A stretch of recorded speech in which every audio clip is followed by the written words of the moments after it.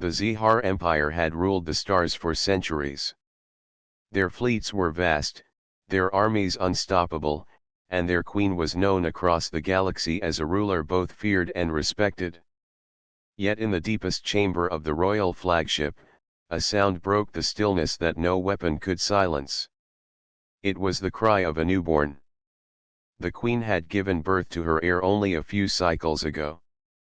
The child was healthy, strong, and marked with the royal crest upon her forehead. By all rights, the infant should have been a source of joy and celebration. Instead, she brought only worry. From the moment of her birth, the baby had cried without pause. Day and night the sound filled the air, echoing through the metal walls of the ship until even the most hardened warriors clenched their jaws in frustration. The queen sat upon her throne, her arms heavy with exhaustion.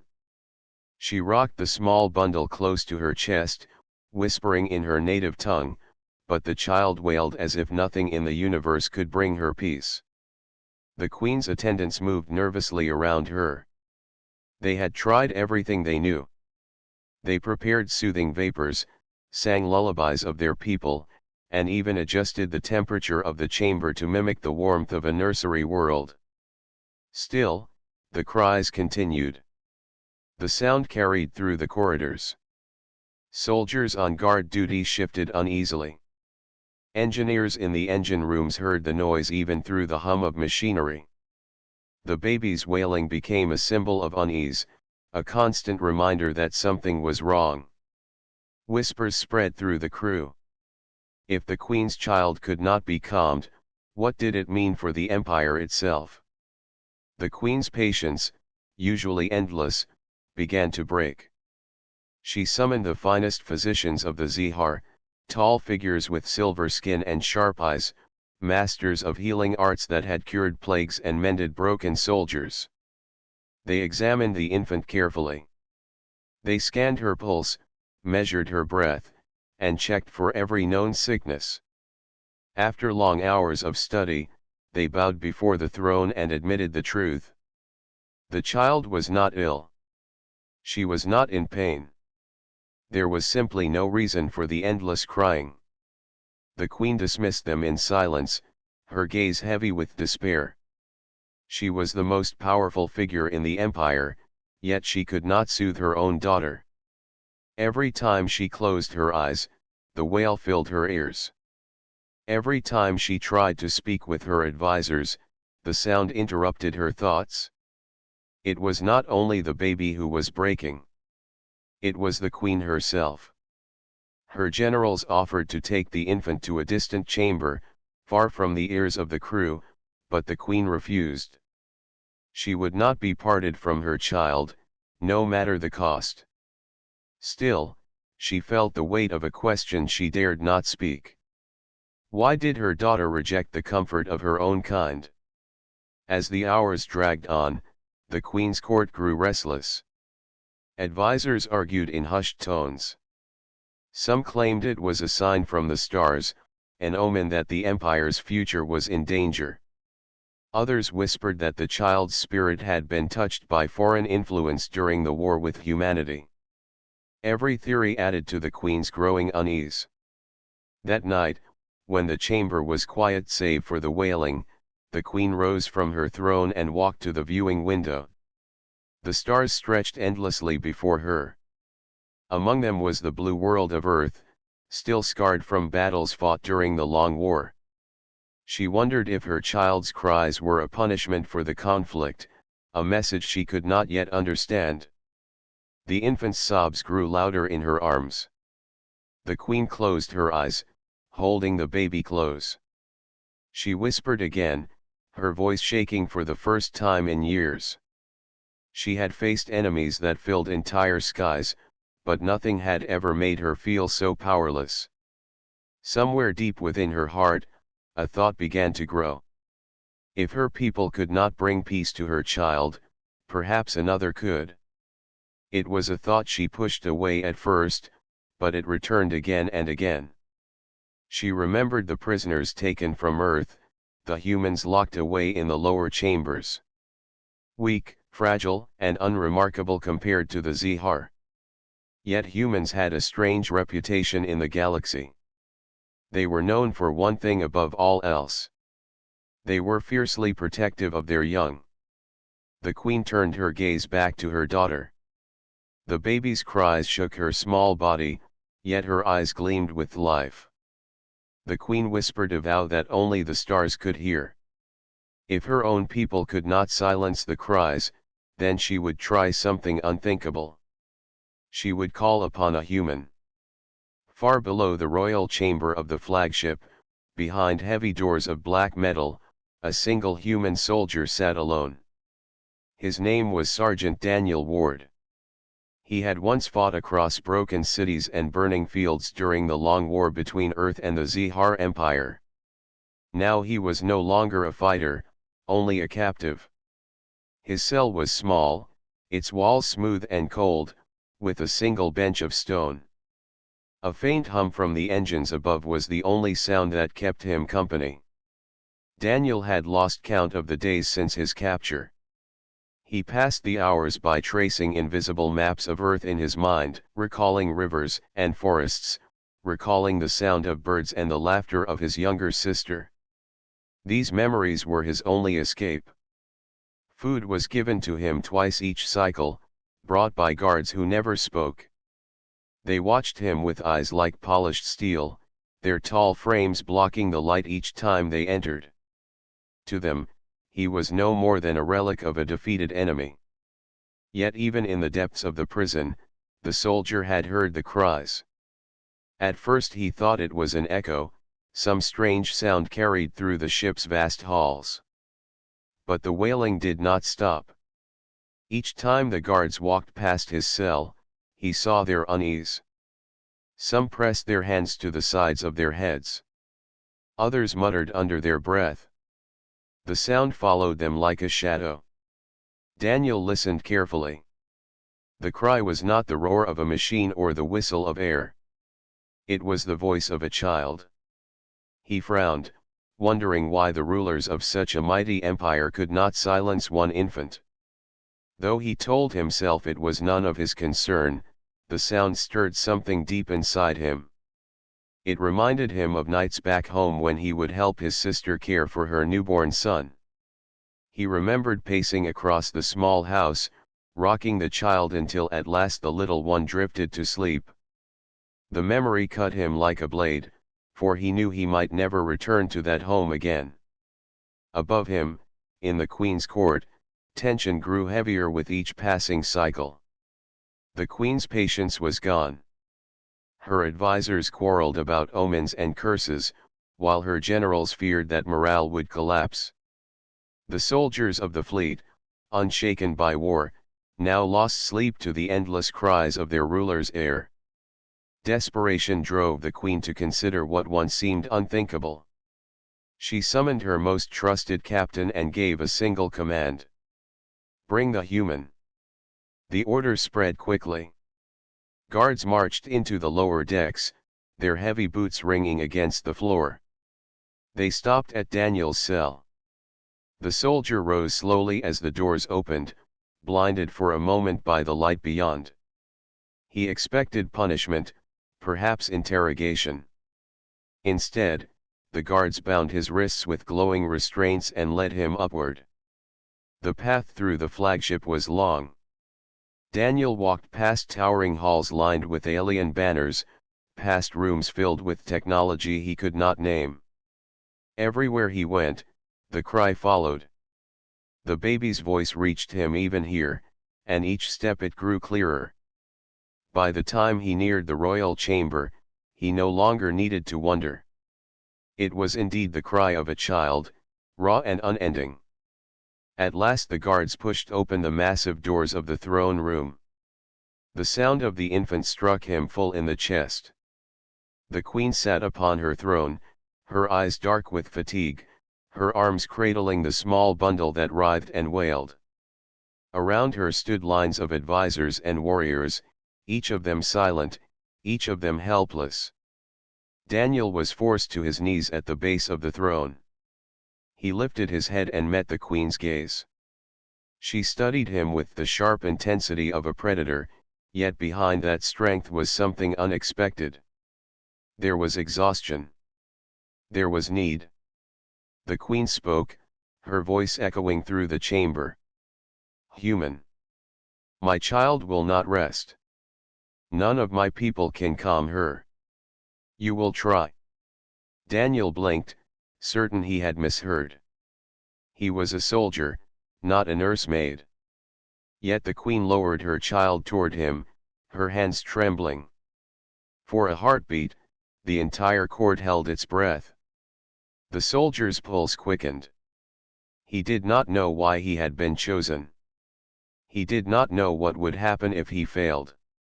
Yet as the infant's cries rang in his ears, memories of home returned once more. He saw his sister's weary smile, heard the soft breathing of his nephew when at last the child slept in his arms. For the first time since his capture, Daniel felt the weight of choice. He was no longer a prisoner simply waiting for his fate. He had been drawn into something far greater, something he could not yet name. And as the queen's infant reached out with tiny hands, the soldier knew he could not turn away. The throne room of the Zihar flagship had never been so silent. The guards stood tall with their weapons at their sides. Advisors watched with uncertain eyes. Even the queen herself, who had faced fleets of enemies without fear, waited in stillness. The only sound was the cry of the infant princess, sharp and constant, filling every corner of the vast chamber. Sergeant Daniel Ward knelt on the polished floor, his wrists bound in glowing restraints. He stared at the queen, then at the small bundle in her arms. He was still trying to understand the command she had given. She wanted him, a prisoner of war, to take her child. It was an order that made no sense, yet her eyes told him she was serious. The queen rose slowly from her throne. The child's cries grew louder, shaking her tiny body. The queen stepped down the stairs, her long robes flowing behind her, until she stood before the kneeling soldier. Without another word, she lowered her daughter into his waiting arms. Daniel froze. The weight of the infant surprised him. She was lighter than he expected, her small hands curling against his chest. Her skin was pale with a faint shimmer, her eyes glowing with the mark of the royal line. Her mouth was open in another wail, her cries piercing the air. For a moment, he feared he would fail just like the others.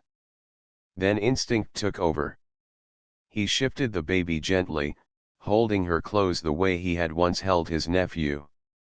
He rocked her slowly, moving his arms in a steady rhythm.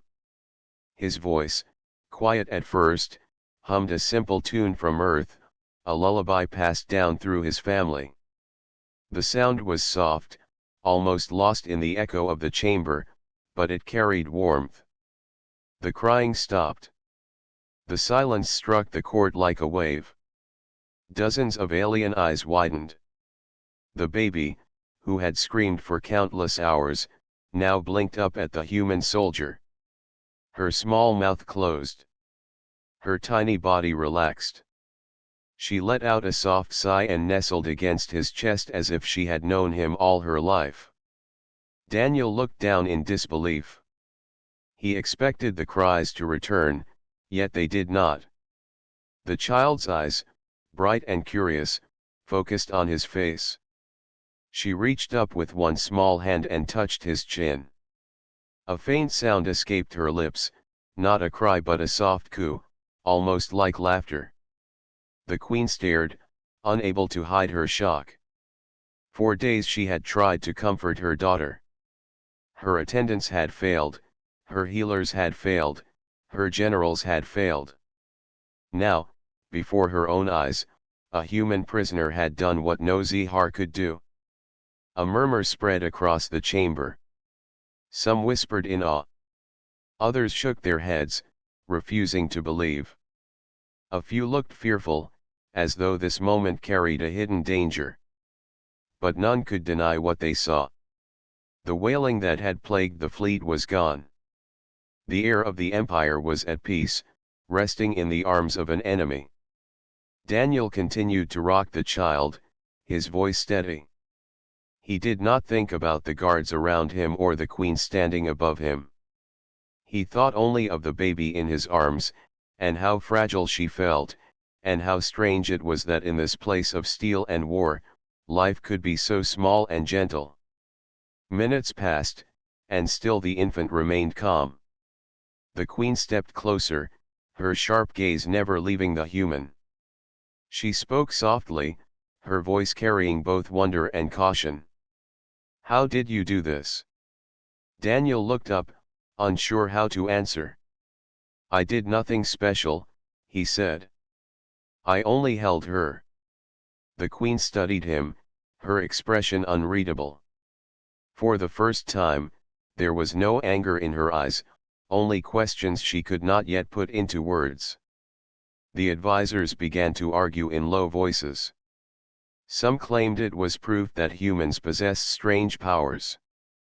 Others warned it was dangerous to let an enemy so close to the royal bloodline. Yet the truth was plain to see.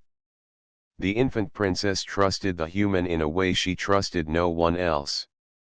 The queen raised her hand and the chamber fell silent again. She gave a command that shook everyone present. "The human will remain," she said. "Until my child is calm, he will stay by her side." The guards exchanged uneasy glances, but none dared to argue. The decision of the queen was final. Daniel stood slowly, still holding the child. His restraints glowed around his wrists, yet he felt a strange sense of freedom he had not known since his capture. The baby stirred, then rested her head against his shoulder with a quiet sigh. For the first time since the war had begun, Daniel felt that his presence had meaning. Not as a soldier, not as a prisoner, but as something else entirely. He had no idea what path lay before him, but he knew this moment would change everything. And as the queen watched her daughter sleep peacefully for the first time, she too felt the shift. Something new had entered the heart of the empire, something she could not yet name but could no longer deny. The news spread across the flagship like fire through dry grass. At first only those in the throne room knew what had happened, but the story could not be contained. Guards whispered it to the watchmen on the lower decks. Advisors shared it in hurried voices as they walked the halls. Soon every soldier, every engineer, every servant on the ship knew the same truth. The royal heir had stopped crying, and it was not because of the queen or her healers. It was because of a human. The crew could hardly believe it. The Zihar Empire had conquered countless worlds, and their queen was the most powerful leader in the galaxy. Yet all her strength had failed her own child. Only the touch of a fragile human soldier had brought silence. Many refused to accept it, claiming it was a lie to hide the shame of the royal family. Others argued it must be some trick by the human, some hidden weapon of the mind. Still others, quieter but braver, admitted what they truly felt. They were grateful.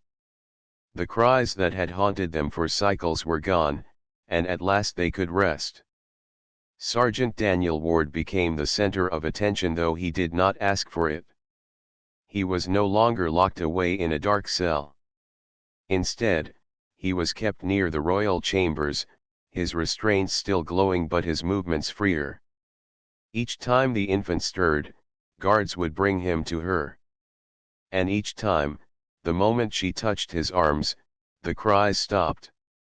She would nestle against him, her breathing soft and steady, as if he were the only safe place in the galaxy.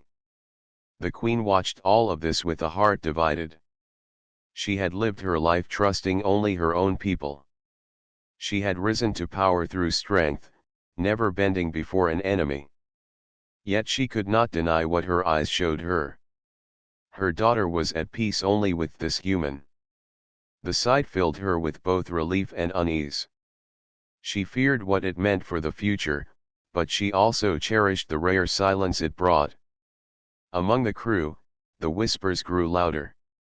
Some feared the child was rejecting her own blood, a dangerous sign for the Empire.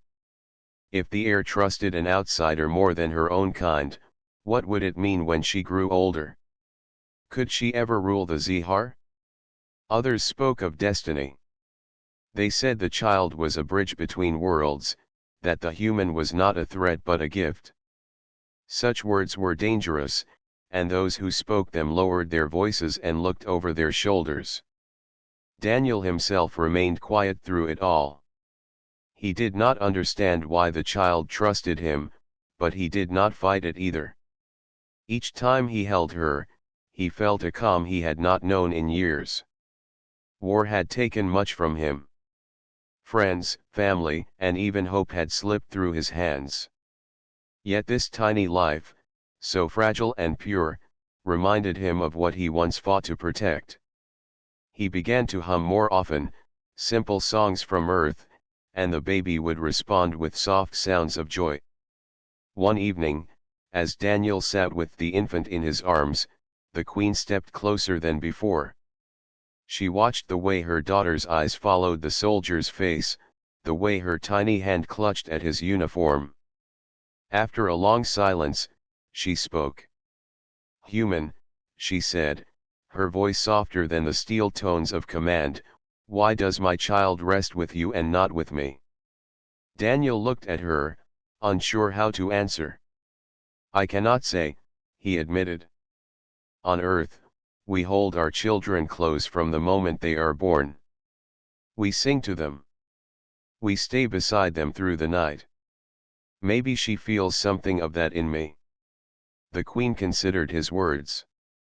She did not reply, but her gaze lingered.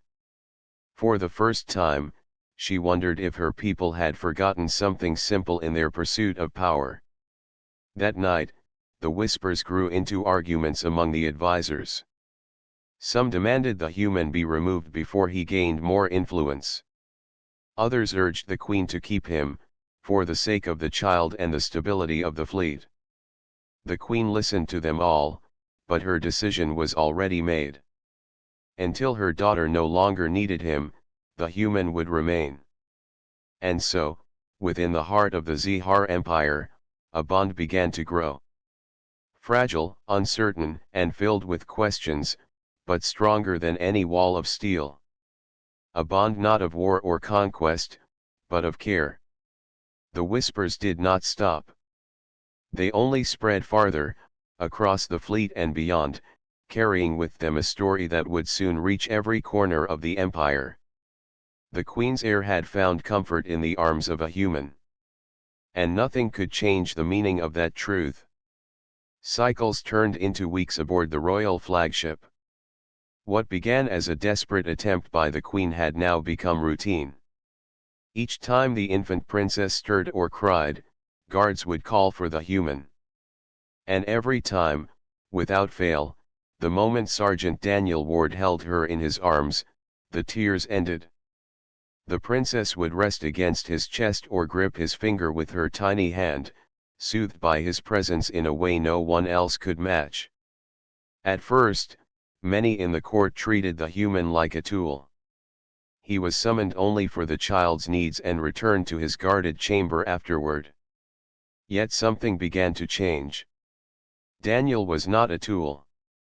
He was a man, and each time he cared for the princess, his voice calm and steady, he revealed a part of himself. The guards who once looked at him with suspicion now began to lower their eyes with respect. Servants who had whispered curses now watched him with quiet wonder. The queen herself found her gaze drawn to him more often. She saw the way he rocked her daughter with patience, the way his rough hands held the child with surprising gentleness. She listened to the soft human songs he sang, words she did not understand yet felt soothing even to her ears. And she began to speak with him, not as a ruler to a prisoner, but as a mother searching for answers. "On your world," she asked one night while Daniel sat with the princess asleep in his arms, Do all humans care for their young this way? Daniel nodded. It is our duty and our joy. A child is a promise of tomorrow. We do not leave them alone. We stay close, no matter how hard life becomes. The Queen considered this. Her own people raised children in nurseries cared for by attendants. Parents visited often, but duties of war and rule kept them apart. To hear the human describe his customs so plainly unsettled her, yet also stirred something inside her heart. She wondered if her daughter's cries had been more than simple need.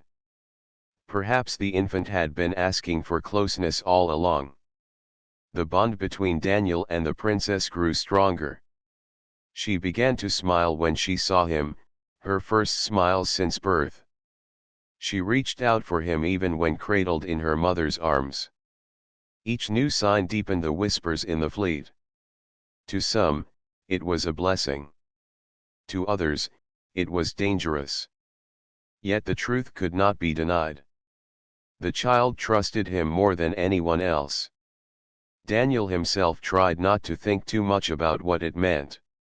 He told himself he was only doing what came naturally, what any human would do.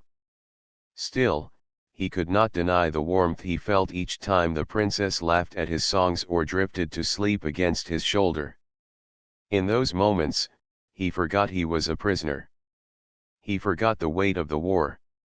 He felt only the presence of life, innocent and pure. The Queen began to speak with him more often. At first, her questions were simple. She asked about Earth's landscapes, its forests, rivers, and skies. Daniel described them as best he could, painting pictures with words. Later, her questions grew deeper. She asked about human families, about the meaning of loyalty and sacrifice. Daniel answered honestly, speaking of his parents, his sister, and the bond that held his people together in times of hardship. For the Queen, these conversations were a revelation. She had thought of humans as weak, their bodies fragile and their weapons simple compared to her empire's power. Yet here was a man who carried strength not in his body but in his heart. His care for a child was stronger than fear, stronger even than chains. She began to see him not as an enemy but as something different, something she had never encountered in all her years of rule. One evening, as the princess slept peacefully in Daniel's arms, the Queen stood beside him longer than usual. Her gaze softened as she watched her daughter breathe. Then she spoke in a voice lower than a whisper. "You are more than a prisoner, human. My child has chosen you. And I begin to understand why." Daniel looked at her, surprised by the weight of her words. He said nothing, only nodded. He did not know where this path would lead, but he knew it was no longer the same as when he had first been brought to her throne. In that moment, within the vast halls of the flagship, something greater than survival had begun. A bond was forming, not of war or conquest, but of trust. A bond beyond species. The flagship of the Zihar Empire drifted in silence through the stars, but peace within its walls was fragile. The infant princess slept easily now in the arms of the human soldier, yet outside the Queen's chamber, unrest was growing. Not all among the crew approved of this strange bond. Some feared it weakened their empire. Others saw it as an insult that the heir of the Zihar trusted an enemy more than her own kind. Whispers of discontent reached the ears of ambitious commanders. In dark corners of the ship, rival factions spoke of overthrow. They believed the Queen had lost her strength. They claimed she allowed a human to corrupt the royal line. And in their anger, they began to plan. Daniel knew nothing of these secret talks. His days followed a simple rhythm. He cared for the child when she cried, sang to her when she stirred, and returned to his chamber when she slept. Yet he felt the change in the air. Guards who once met his eyes now looked away quickly. Servants who had smiled in passing now avoided him. The silence around him carried a weight he could not ignore. One night, the test came. The queen had retired to rest, leaving her daughter in a cradle of crystal beside her throne. Daniel was seated near, his restraints still glowing, his thoughts far away. The chamber was quiet, the baby breathing softly in her sleep. Then, without warning, the doors burst open. Armed figures rushed inside. Their faces were hidden by masks, their steps quick and certain. Daniel recognized them at once. These were not ordinary guards. They were assassins, loyal to the faction that sought to remove the queen. Their eyes turned to the cradle. Daniel moved before he thought. He surged to his feet, the restraints pulling against his wrists, sparks flying as the energy lines strained. He reached the cradle just as the assassins did. With a single motion, he lifted the infant into his arms and shielded her with his body. The assassins spoke in harsh tones, demanding he hand over the child. He shook his head. "You will not touch her," he said firmly. His voice carried no weapon, yet it struck with the strength of steel. The first assassin lunged, blade flashing. Daniel twisted aside, his body fueled not by training but by instinct. The weapon sliced across his shoulder, leaving a shallow wound, but he did not falter. He held the baby close, protecting her with every movement. The clash of sound woke the queen. She rose swiftly, her eyes burning with fury as she saw the scene before her. She called out for her guards, but they were still distant. The assassins pressed forward, desperate to complete their task before reinforcements arrived. Daniel fought with nothing but his body and his will. He used his bound wrists as shields, blocking strikes meant for the child. He kicked out with his legs, knocking one attacker back. His shoulder burned, his breath came heavy, yet he did not loosen his grip on the infant. Every time she whimpered, he whispered softly to her, promising she would be safe. At last the queen's guards arrived, rushing into the chamber with weapons drawn. The assassins, outnumbered and cornered, tried to flee, but the queen herself struck them down with a command of power. When the chamber fell silent again, only Daniel remained standing, the princess still in his arms. The queen stepped forward. For a moment, her expression was unreadable. She looked at the human soldier, blood on his shoulder, chains on his wrists, yet holding her daughter with unshaken strength. Then she spoke with a voice that carried across the chamber. "You have defended my child when others sought her life.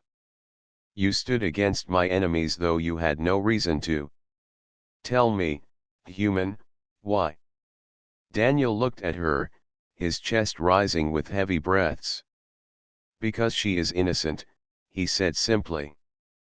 "Because she trusts me. I will not betray that trust." The queen's eyes softened. She saw truth in his words, truth stronger than any oath her own commanders had spoken. In that moment, she understood. The bond between the human and her daughter was not weakness. It was loyalty. The infant stirred and opened her eyes, gazing up at Daniel.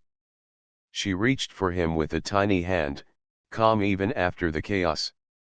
The queen watched and knew her decision was clear. The human was no longer a prisoner. He was protector of the air. The chamber still smelled of battle. Shattered masks lay across the floor where the assassins had fallen. Guards stood at attention, their eyes watchful, their blades drawn. Yet at the center of it all, the room was quiet. The princess rested in the arms of Sergeant Daniel Ward, her tiny hand gripping his torn uniform, her breathing steady and calm. The queen moved closer, her long robes trailing across the polished stone. She studied the human soldier as if seeing him for the first time. His shoulder was wounded, his body marked with bruises, yet his stance was firm. He had fought without weapon or armor, yet he had not yielded. Most of all, he had protected her daughter when even her own soldiers had failed. "Your chains will be removed," the queen declared at last. Her voice carried the weight of final command. "From this moment, you are no longer a prisoner. You are the guardian of the heir to the throne." Gasps spread among the gathered court. Some bowed in acceptance, others exchanged uneasy glances, but none dared to argue.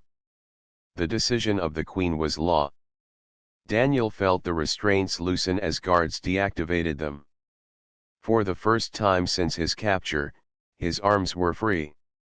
He flexed his hands, the marks of the glowing cuffs still visible on his skin. Yet he thought little of his freedom. His eyes were on the infant who now smiled faintly in his arms. The queen stepped closer. Her voice softened, carrying not as a ruler but as a mother. "You risked your life without hesitation. You fought for her as if she were your own. Why?" Daniel's reply was steady. "Because she trusted me. On my world, when a child places trust in you, it is sacred. You do not break it. You protect it with everything you have." The queen listened, and for the first time in her life, she felt her heart change. Her empire had been built on conquest and strength, but here was a truth she could not ignore. Loyalty born from trust was stronger than fear. And this human, fragile by the measure of her people, had shown it more clearly than any warrior she had ever commanded. From that day onward, Daniel's life aboard the flagship was transformed. He no longer lived in the shadows of a prison cell. He walked openly beside the queen, carrying the child when she grew restless, singing when her cries returned. Wherever he went, the crew watched with a mixture of awe and confusion. Some still whispered doubts, but many began to believe that perhaps the bond between human and heir was not a weakness but a sign of something greater. The infant thrived under his care. She laughed for the first time, a sound that echoed through the halls like music. Her first word was spoken while in his arms, a simple sound that carried joy. Each small moment became a reminder that life was stronger than war, that trust was stronger than fear. The queen began to change as well. She spoke less of conquest and more of legacy. She sought Daniel's thoughts in matters beyond the child, asking how humans governed, how they valued family, how they endured hardship together. She listened carefully to his words, and though she did not always agree, she respected the honesty he gave. Beyond the flagship, the empire too began to change. News of the bond spread through the fleets and to the farthest colonies. At first it was met with disbelief, then with cautious hope. The story grew into legend, the human soldier who calmed the air with nothing but his touch, the guardian who fought with chains upon his wrists, the man who taught the queen herself the meaning of trust. In time, envoys from Earth were summoned. Talks began where once there had only been war. Suspicion lingered, but the image of a human cradling the child of the queen carried a power no weapon could match. Where fleets had clashed, bridges of peace now began to form. One evening, as the flagship drifted near a quiet star, the queen stood beside Daniel in the throne chamber. Her daughter slept between them, her small hand clutching the human's finger. The queen looked out at the endless stars and then turned to him. "Perhaps," she said softly, "our peoples are not meant to remain enemies. Perhaps my daughter's choice was never weakness. Perhaps it was the beginning of a different future." Daniel looked at the sleeping child and then at the queen. "Children often show us truths we are too blind to see," he answered. "She has shown us both a better path." The queen inclined her head in agreement. In that quiet moment, two once hostile worlds found a seed of peace. Not through treaties or battles, but through the simple bond between a child and the human who held her. And as the stars stretched wide before them, the legend of the human guardian and the alien heir became more than a story. It became the foundation of a future where war might finally end, and where trust would guide the path forward.